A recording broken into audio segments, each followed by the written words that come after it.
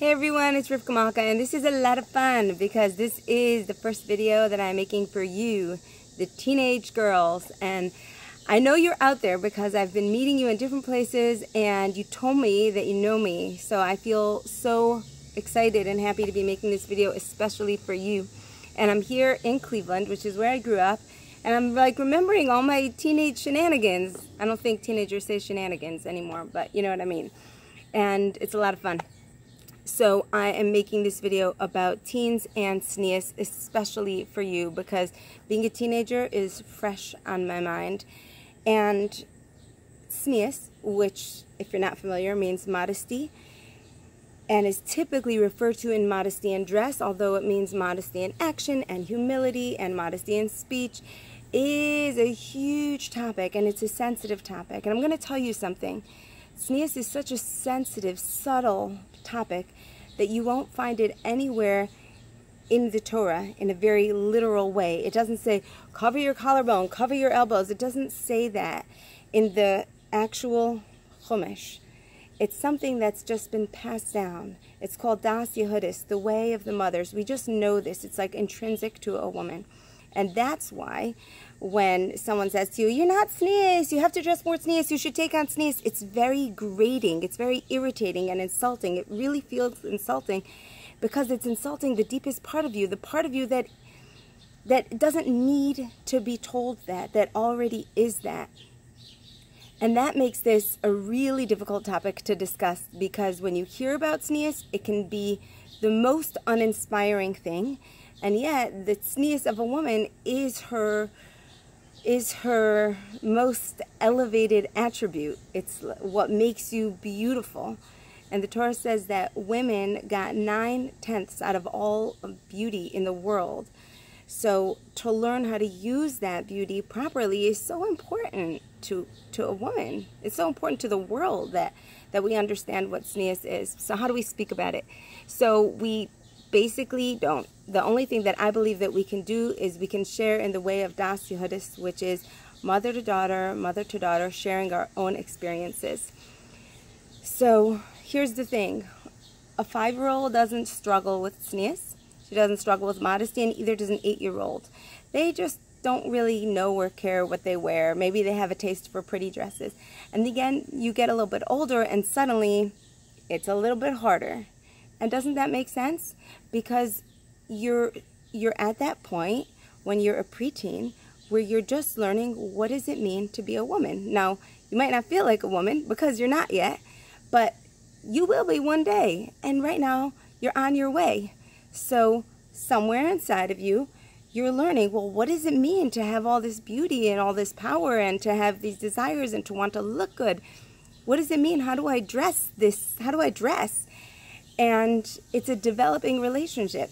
And that's why, because it's a developing relationship, it's so hard to speak to. It's like if someone will tell you, here's how you daven with kavanah, here's how you pray fervently. No one can creep inside of your heart and make you have a relationship with prayer. Nobody could do that work except for you. People can make rules for you. They could say, when you go to school, you have to be dressed in a uniform, no earrings, cut your hair short, and all kinds of other rules. But that doesn't mean that you ever developed a relationship with yourself and your beauty.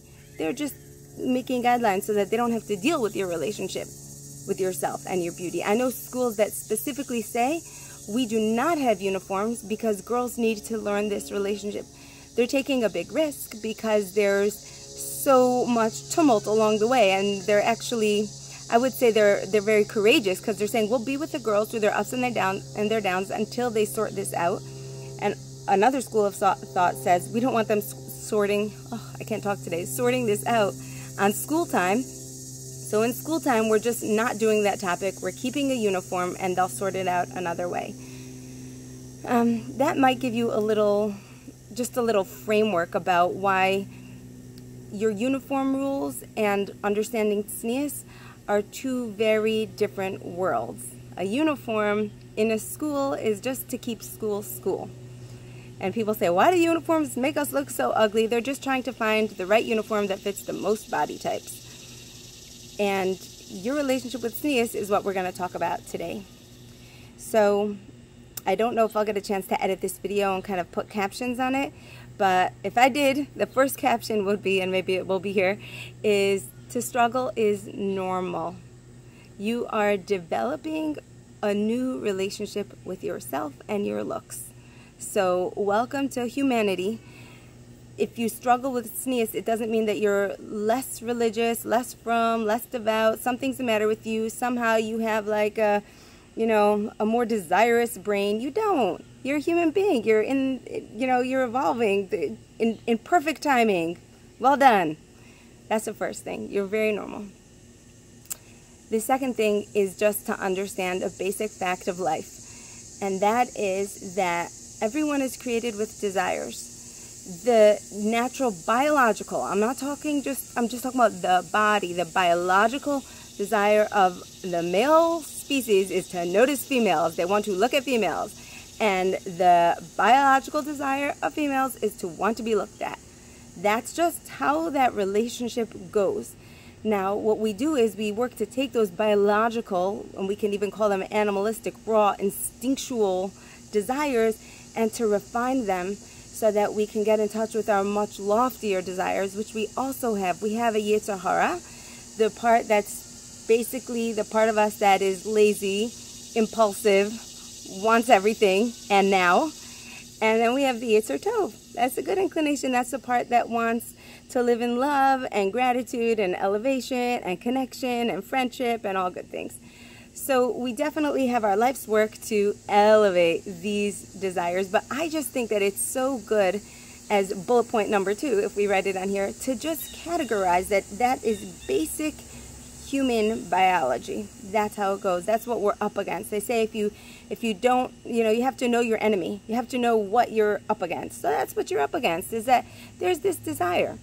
In a lot of religious circles, you don't even go that far. You don't even touch into that desire to be looked at by men, boys, whatever, because you're in an all-female atmosphere.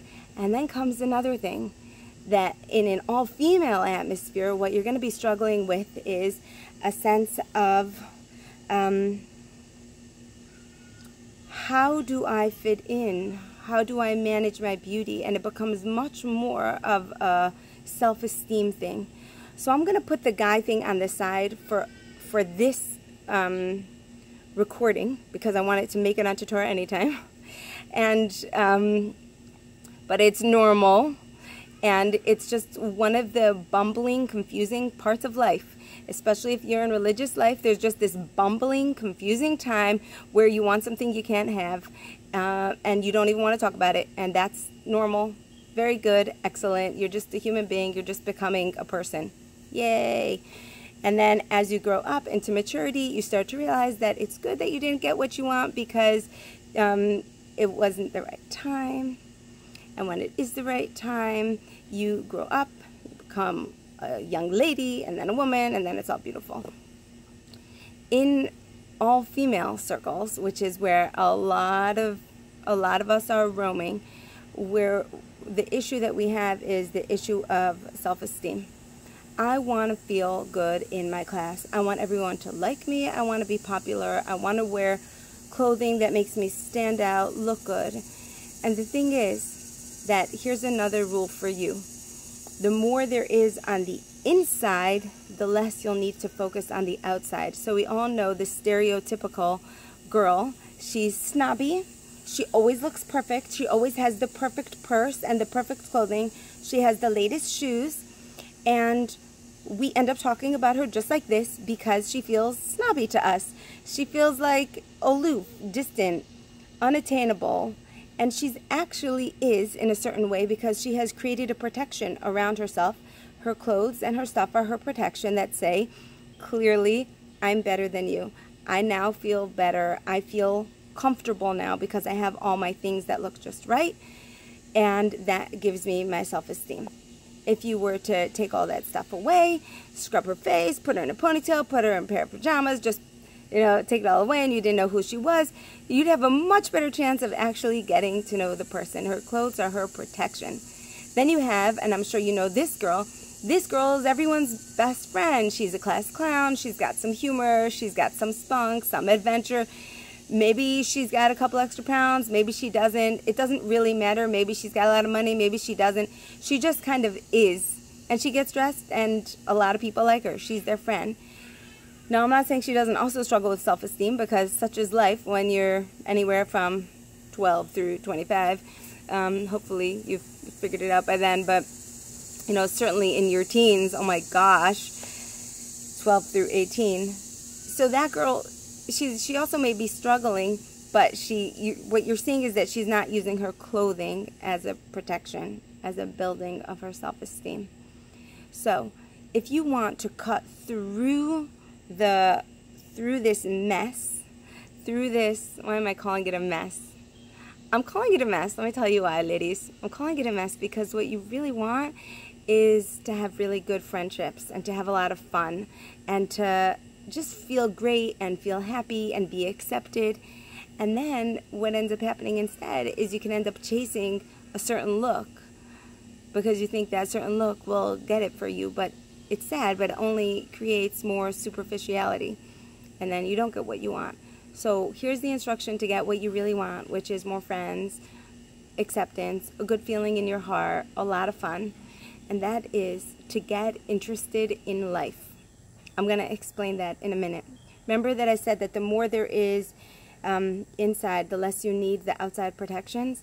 When you're really interested in life, like when you're really alive, you don't need to fall back on clothing that are as a protection, okay? Like, did you ever take, I don't know if you ever took a trip to Israel or went to summer camp. Like summer camp and it's raining and everyone's dancing in the rain and you just feel like so connected and unified and wet and gross and maybe your mascara is dripping and it's just alive. You're not thinking about your clothing right then, right? Because you're alive, you're in it.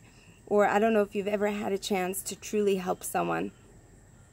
Just to maybe help a child who's disabled, or maybe help an old woman, and you're fully on, you're fully in it, you're in your most elevated place, and you're not thinking about how you look. Because what's happening is you're building yourself from the inside. Now, if I were giving advice to parents, which I will at the end of this video, if I was giving advice to parents, I would say, use your children's teenage years to build up every part of them, because the more there is on the inside, the less they'll need to identify wrongly through the outside. You're giving them their best fighting chance in this confusing, bumbling time. But being that I am a parent, I'm going to tell you something. It's a strange world right now. Things are moving so fast. Sometimes I feel like I can't even catch up. I just can't. There's so many things I want to do and so many things I want to do for my children, and I can't do them all. So I would want to tell parents, sign your kids up for lessons, get your kids opportunities, but it's not really that time right now. Parents are also in a crazy place. So what I'm going to tell you teens is that there has been no time in our history like now where teenagers are so respected. Adults are willing to give you empowerment and authority. Get out there, get interested, make yourself alive in your life. Volunteer somewhere. There's so many volunteer opportunities. Start a creative class. Go take acting classes. Stay after school and have a sing-along with your friends. Paint someone's house. Get really interested. That's all the creative ideas I have for now. You'll think of some more. But do things that really enrich who you are. Don't wait for school to take you on a trip, and don't wait for your parents to figure out how they're going to pay for your guitar lessons. Do you know that my daughter, she learned guitar online? She actually goes singing in different seminaries now, in different places, and she composes her own music.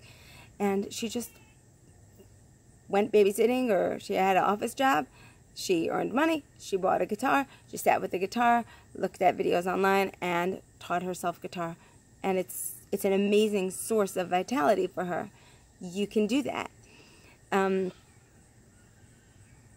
What else did I want to say about that? So that's number one, is get interested. I find that the more depressed girls are, the more they're just with the makeup all the time. Not that makeup is bad, but I'm saying with the makeup. And I'm not even going to talk about girls. I remember by myself, you know, just sit in front of the mirror, brushing my hair, trying on new makeup, and there weren't makeup tutorials back then. But it's a way of soothing and calming and, you know, trying to look a certain way, and there's so much more to you. I used to be a huge advocate for ending school early. I did, in fact, end school early. I left school after 10th grade. Because I always said, like, girls are amazing people, not just girls. Girls, guys, everyone, probably more girls. They're amazing, capable, mature at 16. Why are we stuffing them in a classroom till 18 and then they could start college? That's crazy. There's so much that they could do. They can be rocking the world at 16, or at least doing higher level studies than sitting in a high school classroom with high school rules, treating them like babies when they really are 17, 18, that's just crazy. So I personally ended up leaving after 16, and I went to seminary in England, because the European system, those of you who are listening might know this, European system starts at 16, which is really nice and really helped me. Like, I got my spiritual zap at 16. It was awesome in Gateshead. There's a couple more things I want to tell you. So, let's say you are the kind of girl, I'm talking to all of you. You know why? Because I love you. You're in my heart. I have so many teenagers in my family right now. Let me think. Morty, Gabrielle, Minky, Levi, Neshama. Yeah. I have had 5 teenagers for the past about 5 years. The different categories of my children have been in their teenage phase. So they're all so different. One has a motorcycle. One is going to yeshiva in Eretz Yisrael. And, you know, and everything in between. So one wears almost no makeup, one is a makeup genius. Okay, so I'm talking to all of you. So, or to anyone who wants to listen, I suppose. So let's say you are the kind of girl that really does have a pretty much a handle on tznius. You're not being what I call a rascal, and I say that with affection. I called myself back then a rascal. You're not being a rascal. You're just a regular person who wants to improve in their tznius, but it's hard for you because, like I said, it's a bumbling, confusing time, and you're developing this new relationship with yourself. Okay, what do you do? So 2 things. Well, 3 things. First of all is get proud. I love external motivation. Like, when I wanted to kind of improve myself when I was a teenager, I would just have this imaginary person who was watching me as I did everything, almost like I'm on the movie, the Rivka Malka movie. I'm the star, and here I am being such a tzedekah, such a holy little girl, and on my best behavior. This really helped me, believe it or not. You know, Hashem is watching, God is definitely watching, but back in the day, that was not what I was relating to. I was just kind of letting myself role play into my greatest self. Even though I wasn't quite caught up with her just then, I started to see that, I started to kind of catch a whiff of her. And I'm still catching whiffs of her, but I just started to play with that, and it really helped. Especially if you're walking into a new situation, you get to choose who you want to be. So know that it makes you feel really proud of yourself when you are your most elevated self, when you're not going with the natural tendencies to look for a certain type of attention and instead holding yourself up to a higher standard. That's very, very special. It's amazing. And you can play a little game in your head about that and really get proud. And I know that you're going to feel like the heavenly kiss from Hashem for that. He's going to send you a beautiful message in some way saying, yeah, like, you go. That's awesome. The second thing is that, let's say you want to be improving on your tznius, but you're struggling. I'll just tell you what I do.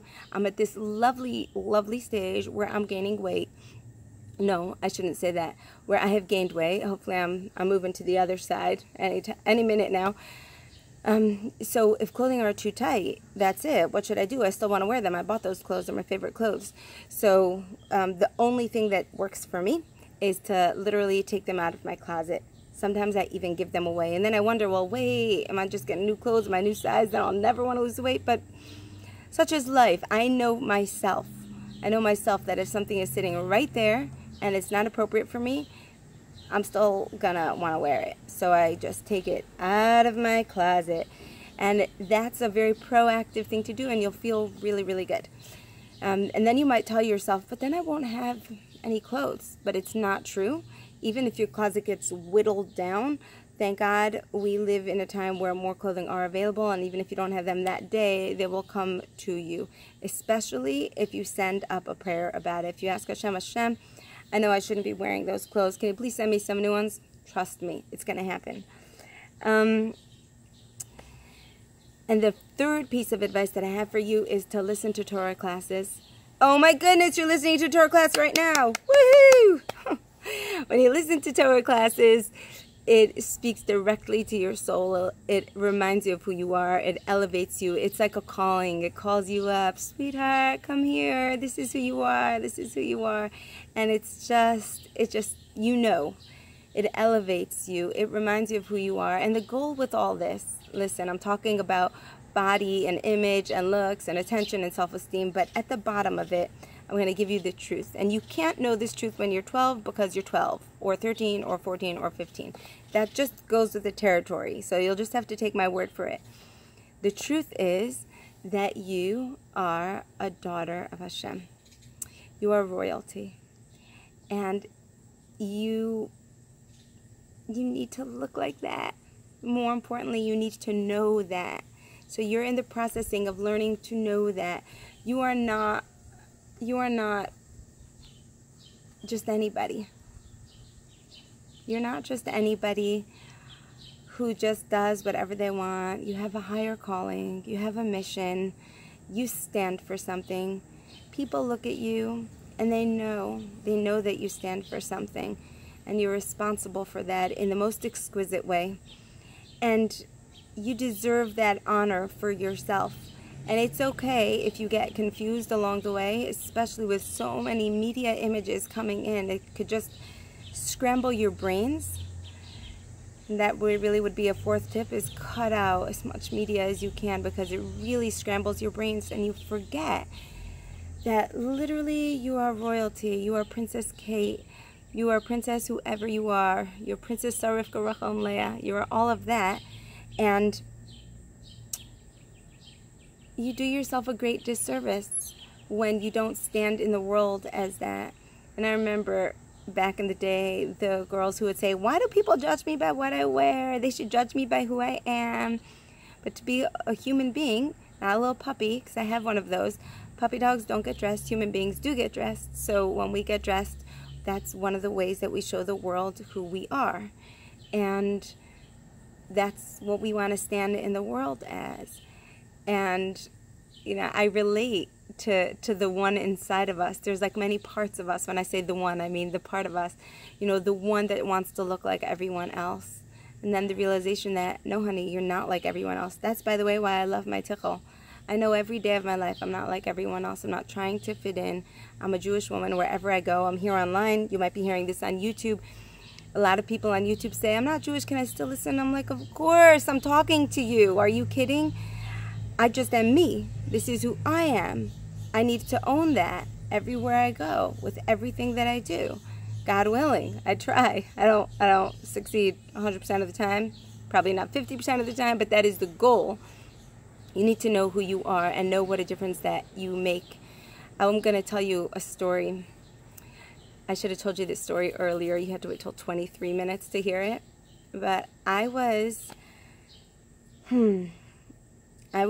on a trip. I took a bunch of guys and girls on a trip to Israel together with my brother Ben Zion Klatsko.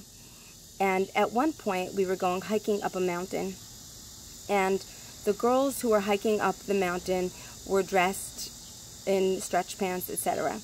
And I wasn't, and either were the other madrichot. Obviously, we were dressed in basically our dress clothes that we wear all the time, you know, our nice skirts and all this. And even though I'm a grown woman, for a minute I felt silly. For a minute I was like, this is not a normal way to I look stupid. Let's just say that. I look stupid. And you know, the stupidest look of all is sneakers and stockings. That's a very bad look. I'm like, I can't believe I'm wearing sneakers and stockings. This is like a fashion no-no. But I had to climb the mountain. So I did. Later on, we had a chance to talk with the group. And one of the guys said, when I go home, I'm not going to have anyone to date because I have seen such a standard here of equality of ladies that I just, I'm just going to have to start from scratch. There's nobody here for me anymore. And he said, the way that even when you climbed a mountain, you looked special. Even when you climbed a mountain, you looked like a lady should look. This changed everything for me.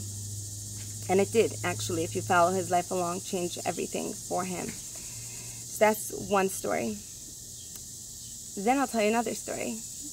I once was speaking for a big Hasidic convention, and it was all these high school girls, and it was a very cool scenario because they were coming in for this convention for the very first time. So I went out there and I spoke about friendship because that's how I relate to being a teen is, all the friend drama, and I was speaking about that. And then the organizer from behind the stage called me back after I spoke for maybe a half an hour, and they said to me, speak about tznius. And I came out there and I was like, speak about tznius to girls? I mean, hello, I just said at the beginning of this tape, like, you can't speak about it. It's something that's innate. Everyone has to learn it for themselves.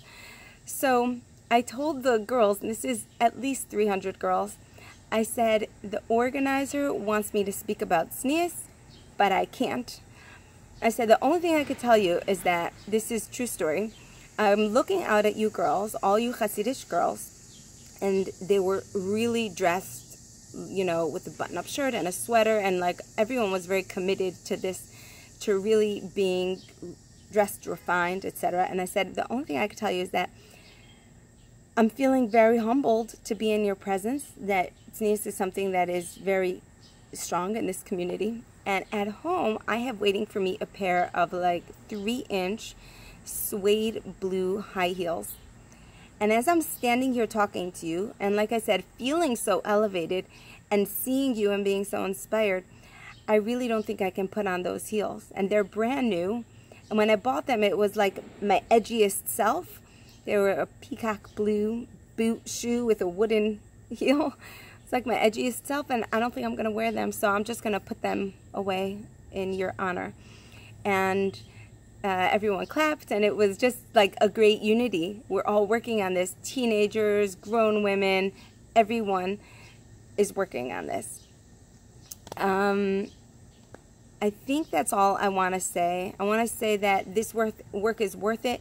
Nobody could tell you to do it. Nobody could tell you to be tznius. It's something you'll have to grow inside of you from the inside. I remember there was a girl when I was 16, she was working on tznius, and she used to say, I act differently when I'm wearing a straight skirt than when I'm wearing a flary skirt. So I don't know anything about tznius. I just know that's like an action that I'm going to do when I go to the mall. I'm going to put on my long skirt because I act differently. That's good. Everyone's got to work with their own nature. What else did I want to tell you? Now I want to talk to the parents for a few minutes. Okay, parents, if you get to hear this, I want to share with you 3 things. First of all, the way to impart tznius to your daughters is, there's only one way, I'm sorry to say. It's not through a book, it's not through a class. It's through your relationship to your body, to your tznius. How do you relate to yourself?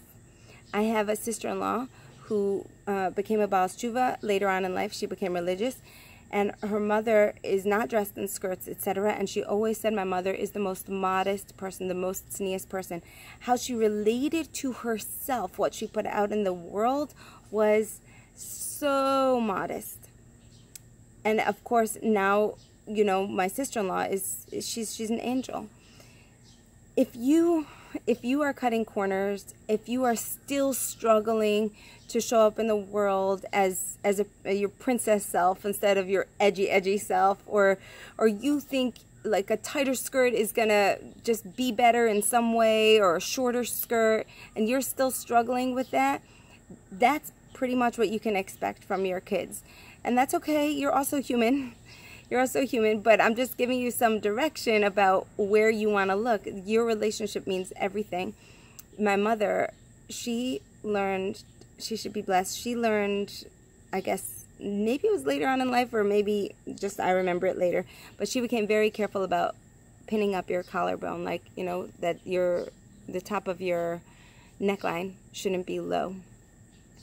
And so when we would get dressed and we would come down, she would just say, "Come here, sweetie," and she'd take a little pin and just pin it right here. This is actually very high, but, you know, pin it right over here. And that was it. That's how we got dressed. If you know, if it needed it, or if a neckline was really wide, she'd say, "Come here, sweetie," and she'd just take it to her little sewing machine and sew it up. And it was so loving and consistent. Like, it was not a negotiable for her. It was too important. It was too obvious. It was too real for her, that no matter where I've struggled, that has not been a struggle, because the sweetness and the consistency and the importance that it held for my mother just came into me through osmosis, very, very naturally passed down. And I believe that's really how all education is. It's not what you say, it's who you are. So number one place to work is not on the children and their tznius, but it's just on yourself. And how is your relationship with tznius, and how can you make it sweeter? And number two is to have compassion for your children. My worst moments, the moments when I got on big rants, are the moments that I remember adults shaming children. I remember I was choreographing a dance with these 8th graders, and the principal yelled down, like, "You, with those moves, stop moving like that." And I was like, poor girl. And that night, that same girl came to my house, and she babysat. She was a sweetheart.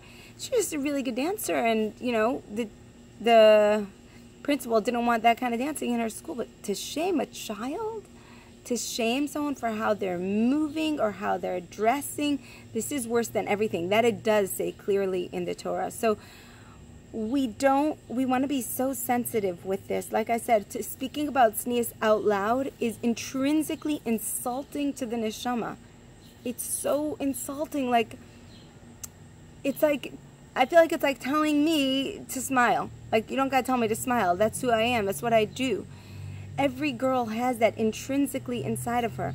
So when you look at a girl, even if she's not dressed tznius, to have compassion for her struggle, and to keep seeing her as the one who has deep in her soul this compass that will point her to her tznius, as long as you hold on to that vision for her and have compassion as she's figuring it out. Try to remember yourself when you were a teen. You didn't have this all figured out right then, and even if you had it figured out externally, it doesn't mean you liked it. Maybe the people around you were just more strict. It's really, really hard. I have a daughter who went through a difficult stage, and at that difficult stage, she didn't want to dress modestly. And so I set some guidelines with her, like, even if you're not dressing modestly, well, here are my absolute guidelines. And because this is for teens, I just don't want to get into that. That's parenting stuff. But, you know, I tried to work with her, and she wasn't dressed tzniusically at the end, but she was dressed in a way that at least gave her some self-respect, right? And slowly in her teenage years, and she wasn't even in Jewish schools, she started to identify with her inside self more and more and more without being told. She took back tznius on her own. She took it back. We just have to have compassion for the process. And number three is be realistic. And it kind of goes into number two, but be realistic. There's something called spiritual maturity, and it develops like physical maturity develops. It takes time. You're not spiritually mature when you're 13, 14, or 15. You get it a little bit later on in life. So I know my niece, she used to wear these super tight shorts, like really not nice tight. And my sister, she asked her rabbi's wife, you know, what do I do with my kid? I don't even know what to tell her. And she said, listen, she's wearing a shirt. She's covering up, you know, knees and elbows. The rest is just maturity. Just wait. Just wait. She knows what you stand for. She's just in this bumbling phase. And I know that same sister, when her kid would have a skirt that's too short, she would tell her, listen, you can't wear that skirt. But if you give it to me now, we're going to go to the mall. We're going to buy you 2 new skirts. I'll switch it in for you. I know how hard it is. So that's kind of the same. A girl wanting to look good, that doesn't go away. We own beauty. We just need to be, teenagers need to be gently guided to find their beauty in a way that's refined. And then also, like, give space. When I was growing up, my mother, she always tried to get me to wear pleated skirts. Or she loved pleated skirts. They actually looked great on her. You'll never see me in a pleated skirt. And she loved, and she loves the word refined. She's from England. It's a real value. I think I'm the only person of my age who still says the word lovely for things, because it's lovely. My whole family, we all say lovely. And that's from my mother. And there's a part of me that's just a crazy hippie, that just is a free spirit. And so even back in the day, I needed more expression. It wasn't who I am, my sense of aesthetic, my personality. It didn't go away just because I had a uniform and just because my mother wanted me to wear a black pleated skirt. I wanted to wear my long, colorful skirts. And, it wasn't the look that was happening around here. And, she did ultimately give me some space. Not ultimately, I think she always gave me some space, but I'm just looking back, seeing that, noticing that kids come in with their own personality, their own intrinsic taste. They're not gonna, if tznius was easy for you, it doesn't mean it's easy for your kid. She may be very fashion forward. She may be very free-spirited. Just give that room. I can't believe that little fight that I used to have to like express myself. I would try to come to school without my uniform on. Don't ask me why I thought I could get away with that. I would just spend the day like weaving in and out of the vision of the principal. And I'd just tell every teacher, yeah, uniform's in the wash. I just couldn't bear to wear it. I just needed to wear color. I would do whatever I could, colorful socks, anything to like break and bend and find my color, because I like art. It literally gives me joy and pleasure. So give some space to these girls. Even when we're talking about tznius, don't be so tight, please. Please, what's appropriate for your level at 40 and 30 is not appropriate for a kid who's developing themselves. So we got to just be realistic, give space, give compassion, and focus the lens on ourselves. The things that are consistently important to you, that are deep down important to you, they will transfer to your children. I think that's it. I hope this was helpful. I'll probably think of 50 more things when I get off. But teenagers, if you did get to hear this, I want your feedback. Please tell me, because you're dear to my heart. I feel like I get you. You're so awesome and full of life. You're so talented. You're so dealing with 1,000 things that are so not easy.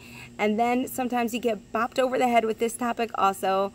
I just want to know what was helpful in this video. That would really help me a lot, and how I can serve you in the future. What else do you want to know? If there's any other videos that you want, love to be there for you. Okay, bye-bye.